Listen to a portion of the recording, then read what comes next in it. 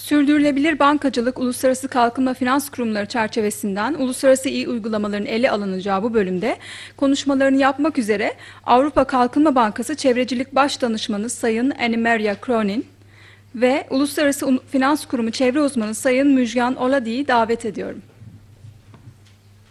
Okay, thank you very much.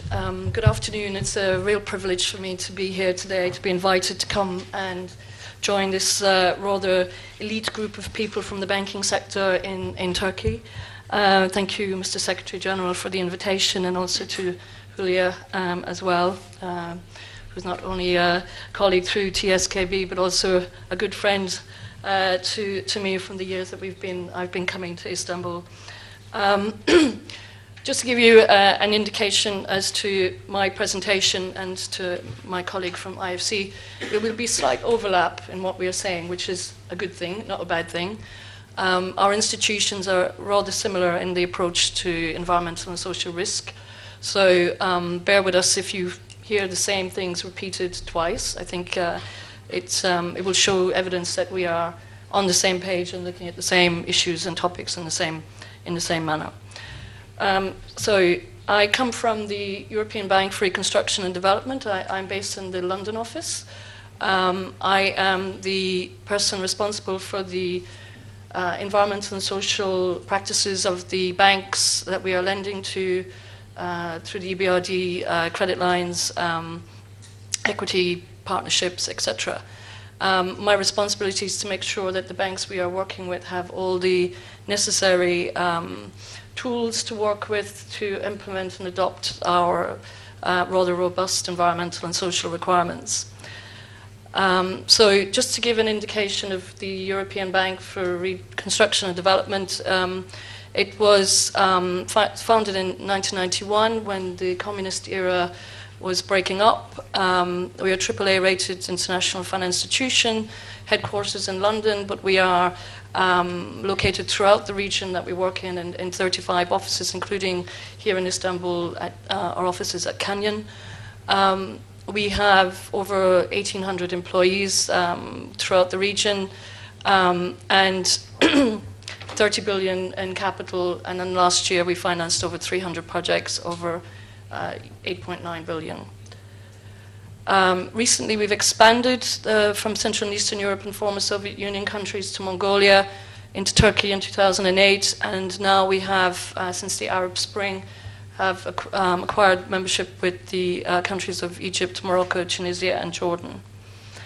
At the end of 2012 here in Turkey, for the work that we're doing with the operations we have here, we have delivered over 2.1 billion euros of investment, and looking at target areas for us are sustainable energy, looking at supporting micro and small and medium-sized enterprises throughout the country, agribusiness sector here in Turkey, and looking at improving utilities for residents outside of the main urban centers, and obviously supporting privatization.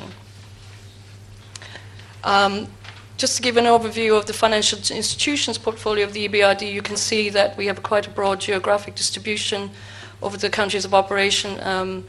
This is about taken, I think, towards the end of the last quarter of 2012, so the figures may be slightly different, but not too much. So you can see we have 9% here in Turkey, and Russia being still the largest country that we operate out of.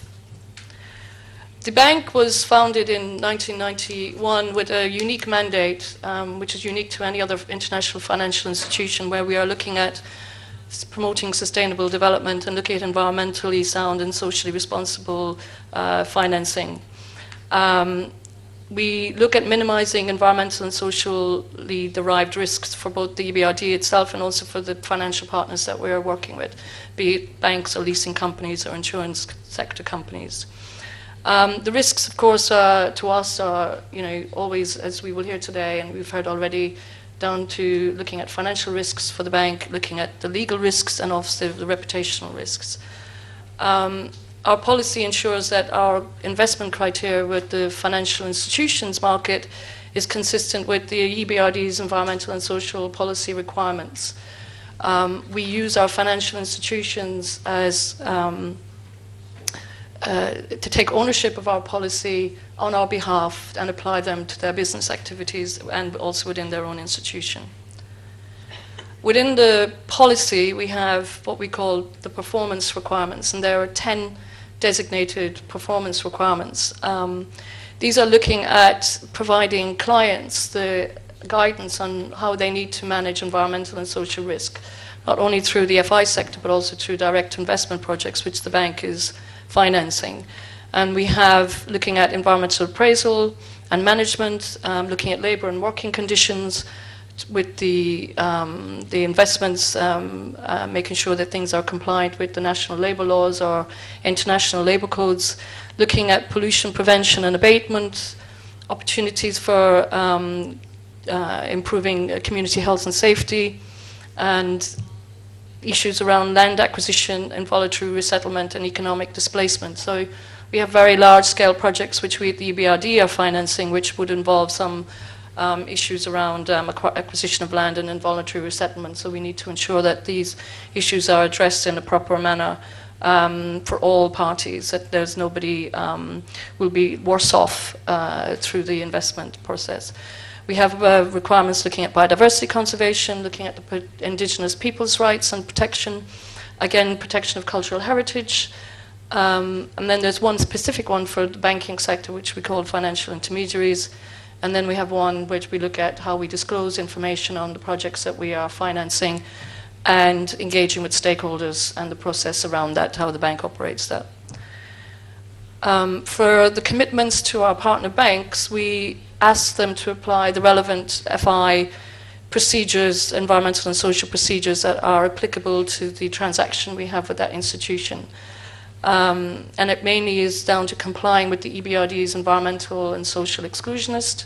I'm sure some of you are very familiar with this already, and obviously making sure that there's somebody within that institution can take responsibility for looking at the implementation of the requirements within the financial institution. Making sure that the financial institutions look at conducting their activities with respect to the environment and social factors and principles of sustainable development. Compliance with the national laws on environment, health and safety and labour, of course, is a main requirement. Reporting to not only the EBRD, but also to stakeholders on the performance of the institution. We encourage that as well. And obviously to manage the employees of the banks within the national labour laws of the countries and also international core labour standards if applicable. We encourage best practice from our side to the financial institutions. Many of the institutions we work with may just be financing a line for SME or microfinance, and therefore applying the EBRD requirements to just those credit lines. What we try and do is encourage the banks to take those requirements beyond our credit lines and apply it to the bank's portfolio.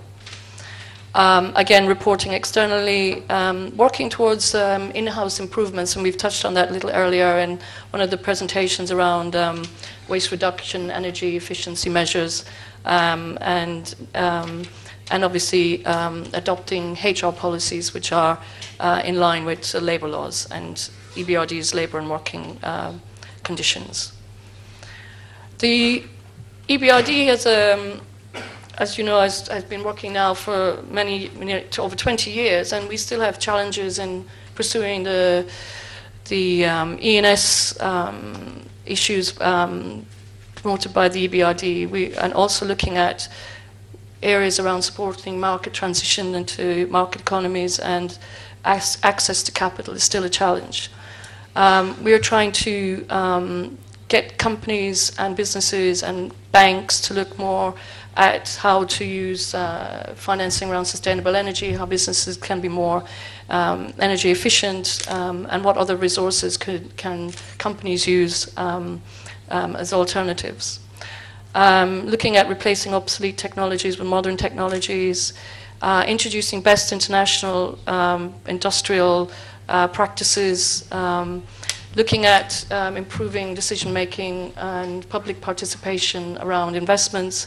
Many of you who are dealing with large-scale projects, I'm sure, in Turkey have to go through the environmental impact assessment laws and regulations, and of course that is one key area around the legislation, is that there is stakeholder involvement and public participation. And then we support development of economic instruments for reform. So what are the risks do the environmental issues create for financial institutions? Well, if banks don't look at environmental risks, say in relation to the borrower, they might find that if the borrower is performing badly and is unable to make payments due to environmental fines or penalties, that could be a real problem for the banks. If the business fails and basically the bank has taken collateral for that business, the bank may find itself losing the value of the security due to some environmental contamination issues. And then the market share of the bank's assets may also be affected. There could be liability issues relating to taking possession of a company that may have been performing quite badly, and then the liability would fall on the shoulders of the bank. And obviously then there might follow on that there would be reputational damage through association with such activities, which can cause problems for the financial institutions. Similar to businesses, I mean, this is not just a one-way street. I mean, the consequences of failing, and if you're a business, you're a customer, then they have issues here, which I've laid up on the screen. Delays to production, again, share price loss, and failure of the business. And again, legal action can be taken against the company by the regulators or by civilians who might have been affected by that business.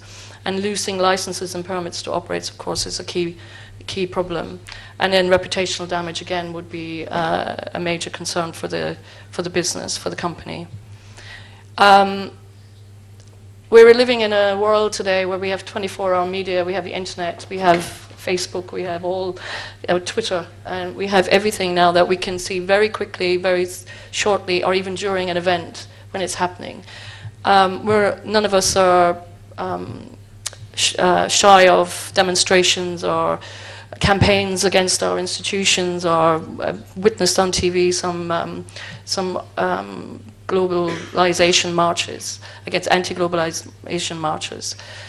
This picture here is taken of the Royal Bank of Scotland, which is literally right across the street from our building in London. And I didn't choose it on purpose that it was right across the street from our building. But they have been in the news towards the end of last year, especially Friends of the Earth have been highlighting the issue around Royal Bank of Scotland and financing Canadian oil sands and the impacts around the financing of such an industry, the areas around the impacts on indigenous people, and this has caused such negative press for banks. But they're not alone. I mean, we've had some various negative press as well regarding some projects in the last few years that we have looked at, and so we have to be aware that these kind of events will happen and how you manage them.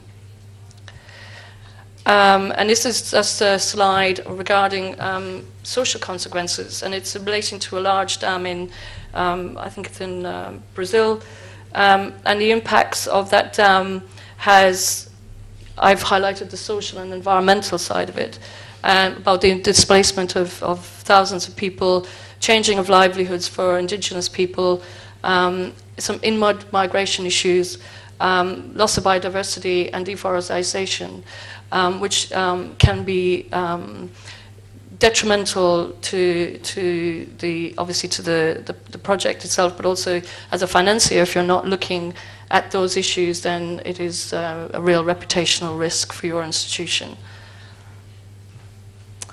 So on environmental risk management, what we believe is that banks need to have environmental and social policies. We have an environmental and social policy. Look at capacity building and training of your staff. Look at key performance indicators and measure those indicators. have effective reporting to the shareholders and the stakeholders and to any other institution, for example, an international financial institution like EBRD or IFC.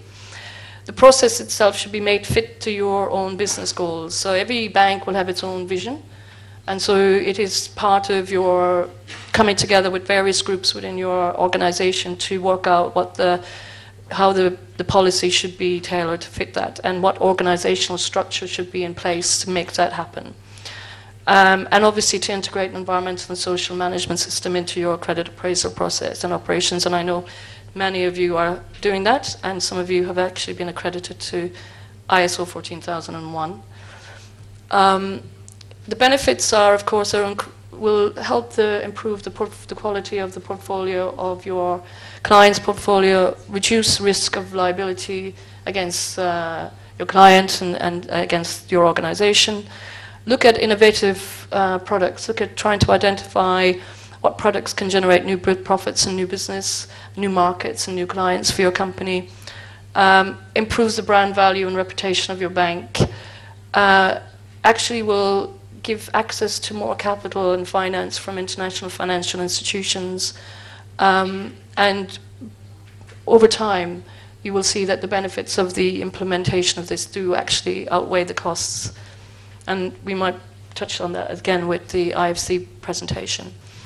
I looked through some, because we're jointly together on this podium today, and we do actually work very closely together, even though we are independent organizations with our own governance and institutional policies, but we are actually on the same page when it comes to environmental and social issues. IFC did a survey in 2002 with some of their clients and looked at the ENS risk management issue and how the banks were finding the changes, if any, by implementing it into their businesses. And as you can see, the response was very high in terms of putting the EMS systems in place, with nobody saying that it had a negative impact on their business or negative change. UNEP-FI, where in 2007, when Harry is chair today, but I was chair in 2007, we undertook a survey of financial institutions in Central and Eastern Europe region, which is the task force region that we were chairing at the time. And 90% of their institutions had implemented some systems and said that they had seen some clear benefits from doing so. And again, the key issues, the key points came up were looking at the credit risk and asset management, socially responsible investment and corporate social responsibility. So you'll see that there's a theme. I mean, some of the words may be slightly presented in a different way, but it's the same theme. I just wanted to share with you a case that we have that both our institutions had equity stake in Romania. And it's a sign, it's a good example from my perspective of a bank which we were asked by the government of Romania to take a stake in 2003, which we did. And they didn't have any environmental and social systems or even looked at environmental and social issues. So we looked at building an institutional plan within the organizations, enhancing their efficiency and improving the process and strengthening their corporate governance. And we provided capacity building between ourselves together on a training of the trainers program. From that building up of their capacity, they developed the environmental health and safety unit within that bank in 2004. So very shortly after we got involved with them, they had and then they started doing their own training workshops on ENS risk within their own branches of BCR. It positively influenced the environmental performance of its customers so much that in 2006, Erste Bank from Austria bought the 61.8825%, whatever, 25% of the BCR shares from the government and from EBRD and IFC for 3.75 billion, which was an extraordinary story from our perspective of a bank that basically went from zero to nirvana in a very short space of time. And I know from working within the Turkish banking sector here, because I know many of you from meetings over the years, that it is one area that has been growing very rapidly within the institutions here in Turkey, and it's a delight to see now as well some of the banks actually having a unit dedicated to environmental and social issues. And of course there are opportunities for growth from looking at environmental and social issues. There are many initiatives around. There's a lot of energy efficiency, renewable energy issues. There's access to new markets, looking at organic, fair trade goods. And of course there's the enhancement of the reputation and the brand. I know I have two colleagues in the room somewhere here that are from my office our office in Istanbul. And the bank has been working very hard in Turkey looking at sustainable energy initiatives. And I'm just going to bring up 2 or 3 of those initiatives here. I'm sure many of you are already familiar with these. And I'm very active in this MITSEF project with the team here in Istanbul and with the banks. We have the facility for investments in the renewable energy, waste to energy and industrial energy efficiency, so looking at hydro and wind power projects, biomass, solar, and it's a very popular project in the bank from our perspective in terms of good story. And we have a sustainable energy finance facility as well, looking again at energy efficiency and renewable energy. And I'm assuming many of you are already familiar with this, but this is just an overview of that project. And we have very good results in the year or two that this initiative has been running. And then the bank itself has the Sustainable Energy Initiative, which looks at the issues around climate change, looking at energy investments, sustainable energy investments, such as the MIDSEF and the TURSEF. And we have targets over the next 2 years of 4.5 billion to 6.5 billion, and emission reduction range of 26 to 32 million tons of CO2 a year. And we're the first institution of our kind to set emission reduction target. And there's more information on these initiatives on the EBRD website, or even from my colleagues in the office here in Istanbul. So basically, as in financial institutions, as banks, as lenders of finance, we have a pivotal role to play in sustainability across all the sectors and industries that we are actively financing, the communities that we are working with, that we are impacting, and to also improve product and services as well.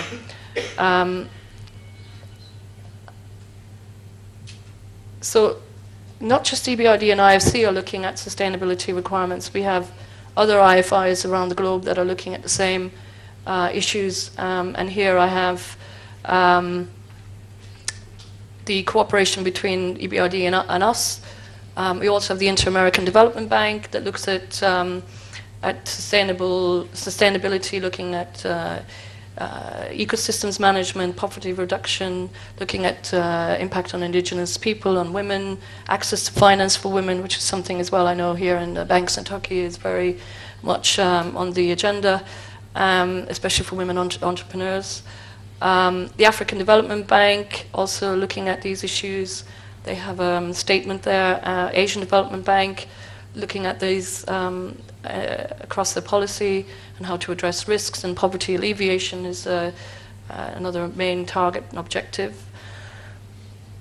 We all have our own mission statements, and we all try and promote as best as we can to our clients and our counterparts on how to manage sustainability and how to encourage best practice. But we also, behind the scenes, actually do talk to each other. And that's something that we have to, and we're starting to try and address more, is to show our clients that we, as IFIs, do talk and try and harmonize together and improve the coordination between our institutions. Because, as I said at the beginning, we are all trying to achieve the same goal, but we take different ways of doing it. But for our customers, it would be more helpful if we can come as one group rather than as independent groups, and so therefore avoiding any confusion on behalf of our clients. So we're doing that, and also we do promote the Equator Principles, which I know Müjgan will talk about as well, which are the performance standards of the IFCs. We'll use as the benchmark for this, and this is a voluntary initiative that many banks now have signed up to since 2003 when it was first set up, and capacity building within the organizations that we work with. And so we do a lot of training programs. You've seen the UNFFI training programs, which are going to be launched and are ongoing in various different languages. EBRD are also launching various online e-learning programs for EBRD clients, as IFC do as well, and I know you will hear from IFC on that. And again, as I say, we are collaborating a lot, and we do collaborate through UNFFI as well. We have been a member since the beginning of the UNFFI initiative, and so this is where we possibly can collaborate on outreach events such as today. We've done several with UNFFI over the years. And then I won't go through that because it's so there's the various initiatives. Some of the slides here will just give an insight of the other initiatives other than Equator. We, as a bank, have signed up to the European Principles for the Environment, which 4 other institutions have signed up. Another declaration of looking at how we manage sustainability, looking at harmonization approaches around ENS benchmarks that we use for financing of projects.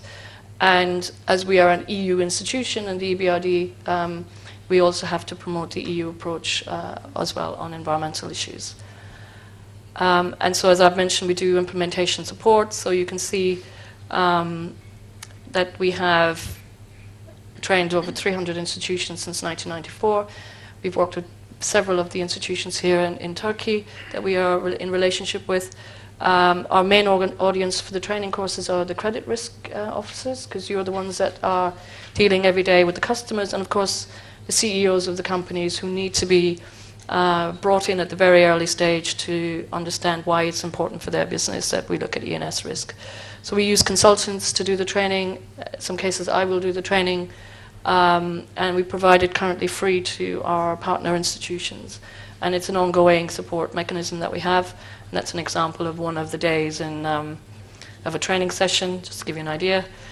And then the training workshop basically goes through our requirements, looking at what the impacts are on the business, for the bank, if there's ENS risk is not managed properly, looking at good practices, looking at the national laws and regulations of the countries that we're working in, looking at the accession to the EU, what those requirements and what those steps involve.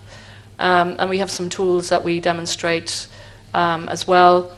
And that's just a quick snapshot, it's quite faint, of some of the online tools that we are launching in the next few weeks. The one on the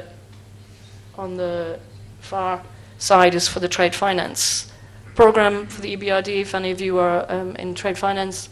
And we have an environmental and social element now in that online e-learning program, which has been a very successful one. And the one closest to me will be launched in the end of this month and the beginning of March. We have various information on our website, and we have a sustainability report we have to produce, and it will be coming out by the time of our annual meeting, which will be here in Istanbul this year for the EBRD. So you'll see, and I'm sure hear a lot about the EBRD around the May 10th and the 11th. And we have some tools and online e-learning program information that's there, and my contact details are there. I'm assuming we will get copies of the presentations at some point, but if anybody needs to get my details, please feel free to come and speak to me after the event, or my colleagues here in Istanbul can put you in touch with me. So I shall end my session and hand over to Müjgan, and she'll give the IFC perspective. So thank you very much. Öncelikle çok teşekkür etmek istiyorum Türk Bankalar Birliği ve TSKB'ye. Pek çok konuyu Harry ve Anne-Marie bahsettiler. Öyle bir sunum oldu ama sanıyorum ben kendimi ve IFC'yi tanıttıktan sonra sizleri rahat bırakmam gerekecek ama çok kısa bir şekilde yine de anlatmaya çalışacağım. Ben IFC'de 2010 yılından beri göreve başladım. Türkiye ve Güney Avrupa'daki finansal kurumlardan sorumlu sosyal ve çevresel çevre uzmanı olarak çalışıyorum aslında. Daha önceki deneyimlerim bankacılık sektöründe, genelde Türk ve yabancı bankalarda çalıştım. Dolayısıyla aslında sizlerin ve bankacılık sektöründe çalışan insanların bu konudaki fikirleri ve düşüncelerine biraz aşinayım diyebilirim. Bugün konuşmak istediğim konular aslında ilk başta IFC'ye bir şekilde anlatmak istiyorum, çok kısa bir şekilde.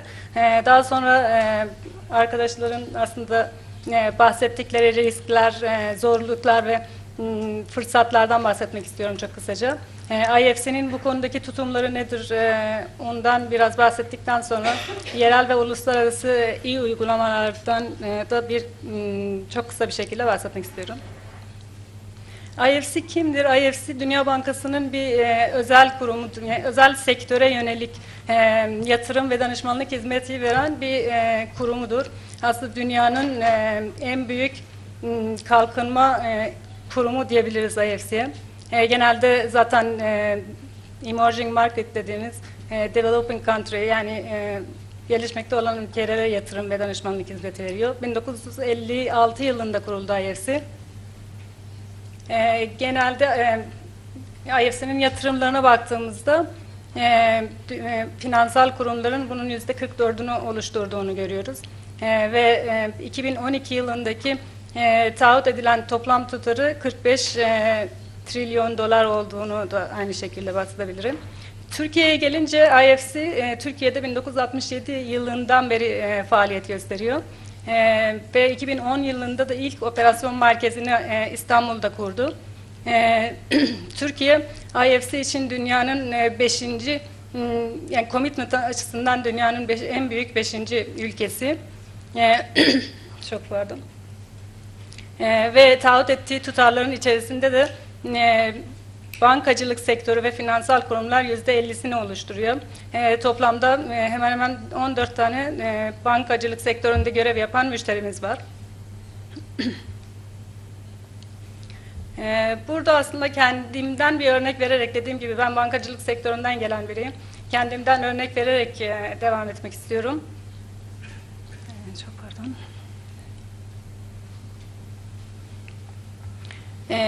Bankacılık sektöründe sosyal ve çevresel konularla ilk tanışmam IFC'ye katılmadan önce çalıştığım bankada oldu.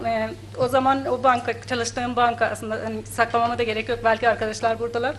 Finans Bank'ta çalışıyordum. Finans Bank'ın IFC ile bir projesinden dolayı sosyal ve çevresel risk yönetimini kurmak ve uygulatmak üzere çevre uzmanı olarak orada çalışmaya başladım. Çok ilginç bir konuydu aslında ilk başta benim için, ama daha sonra kafamdaki pek çok soruyla karşılaştım. Bankacılık sektöründe çevresel ve sosyal riskler mevcut mu ki? Bir sisteme ihtiyaç duyuyorsun. Bunların yönetimine yönelik bir sisteme ihtiyaç duyuyorsun. Peki bu alandaki riskler nelerdir? Zorluklar nelerdir?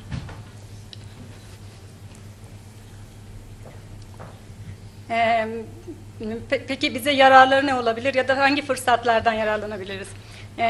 Bu uygulamaları yaparken başka bankalar diğer IFI'larla çalışmadıkları için müşteri kaybına uğrayacak mıyız? Ne gibi zorluklarımız var ve bunları ne şekilde uygulamamız gerekecek? Çünkü bankalarda bildiğiniz gibi teknik personel yetersizliği çok fazla. Dolayısıyla aslında uygulamaya geçtiğimizde bunu ne şekilde uygulayabiliriz diye pek çok soru gelmişti kafama. Ve IFC çalışmaya başladıktan sonra pek çok bankacıda da aynı soruların mevcut olduğunu gördüm. Dolayısıyla aslında bugünkü sunumumda bu sorular ve bu ön yargılar da diyebilirim.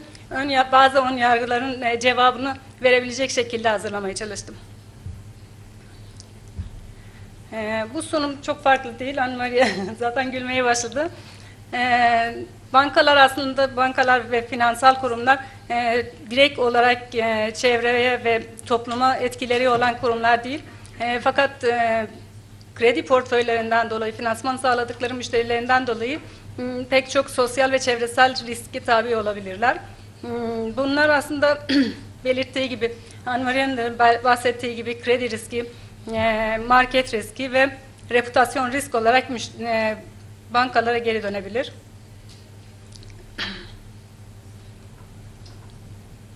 Peki nedir genelde bankaların, riskleri bahsettikten çok da kısa bahsettim ama riskleri bildikten sonra ne gibi zorluklar bekliyor bankaları? Aslında bir bakıma pek çok sorunlar mevcut aslında bankacılar için ama en önemli iki sorun, bir tanesi herhangi bir düzenleyici kurum ve yasaların ya mevcut olmaması veya mevcut var olsa bile uygulama konusunda çok sıkıntıların yaşanıyor olması, piyasa şartlarının uygun olmaması veya dediğim gibi teknik personel yetersizliğinin bulunması.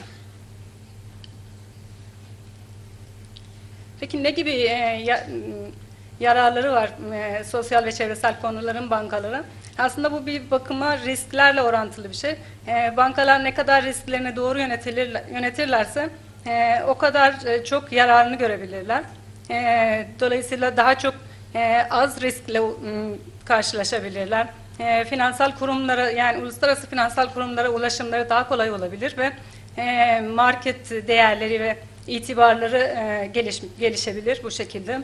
Aynı şekilde pek çok fırsatlar da mevcut piyasada.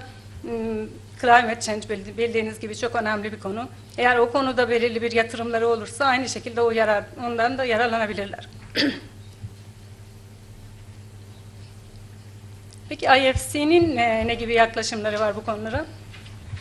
IFC'nin pek çok yaklaşımı var sosyal ve çevresel konulara. En baştaki en önemli tool dediğimiz geliştirdiği bir takım standartlar var.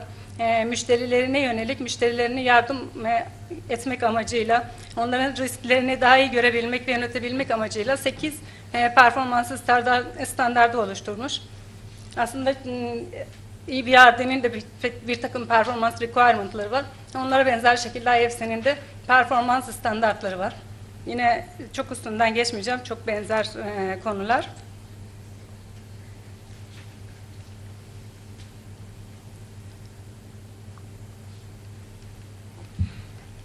Peki finansal kurumların ne şekilde yaklaşımı var IFC'nin? Genel olarak IFC finansal kurumlardan talep ettiği onların sosyal ve çevresel risk yönetimi oluşturmaları ve sosyal ve çevresel riskleri çok iyi bir şekilde yönetmeleri. Ama bu sosyal ve çevresel risk yönetimi onların portföyü ve faaliyetlerine bağlı olarak risk bazlı olarak değerlendirilmesi gereken bir konu. Bazı müşterilerinden, bu sistemi kuran müşterilerin bazıları sadece IFC Exclusion List veya yerel kanunları uygulamak zorunda kaldıkları gibi proje finansman veya kurumsal bankacılıkla uğraşan bankacılar aynı zamanda performans standartlarını da uygulamak durumundalar.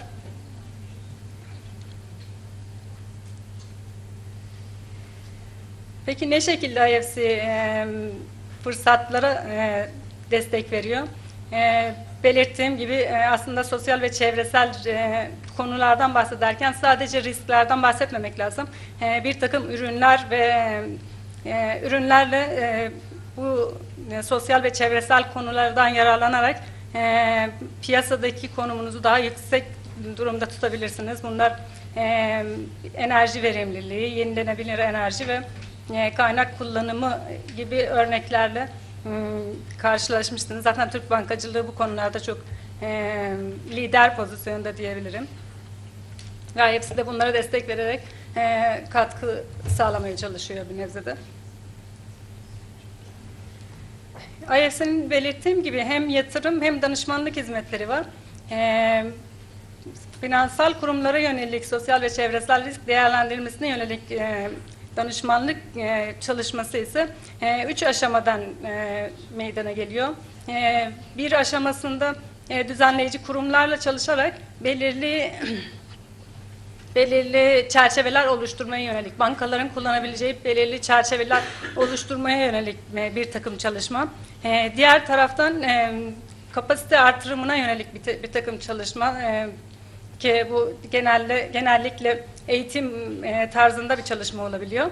Ve diğer en son aşaması da şu anda test aşamasında birebir finansal kurumlarla çalışarak onların business, iş modellerini oluşturmaya yönelik bir takım çalışmalarda bulunmak istiyor.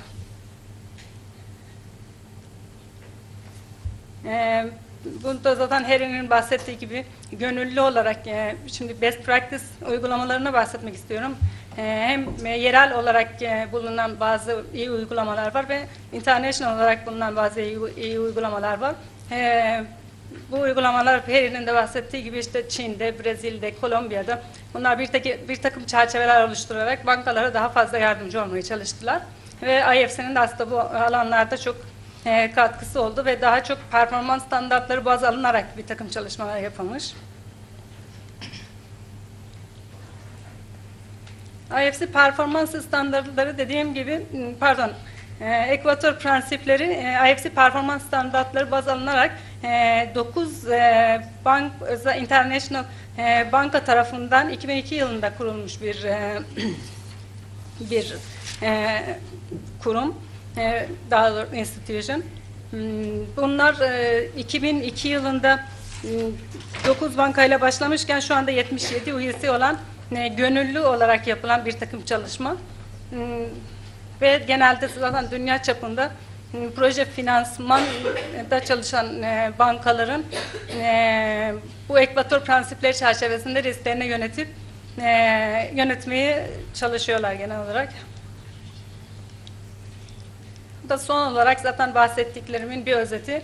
Sosyal ve çevresel risklerinizi ne kadar iyi yönetirseniz o kadar riske maruz kalıyorsunuz ve tabii ki kısa vadede ve uzun vadede pek çok fırsat ve fırsattan yararlanabiliyorsunuz.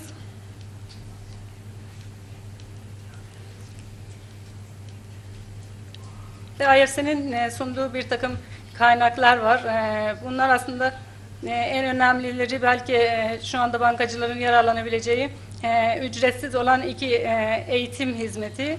Eğer IFC'nin sitesine girerseniz görebilirsiniz. Step ve e-learning course var. 2 tane belirttim. Onun haricinde IFC performans standartları artık Türkçe'ye çevrildi. Web sitemizden onlara ulaşabilirsiniz. Ve bankacıları yardımcı olabilecek bir site kuruldu çok yeni. firstforsustainability.org. Oradan da bu konulara yönelik çok daha fazla bilgi alabilirsiniz. Ve tabii bana istediğiniz zaman da ulaşabilirsiniz herhangi bir konuda. Teşekkürler.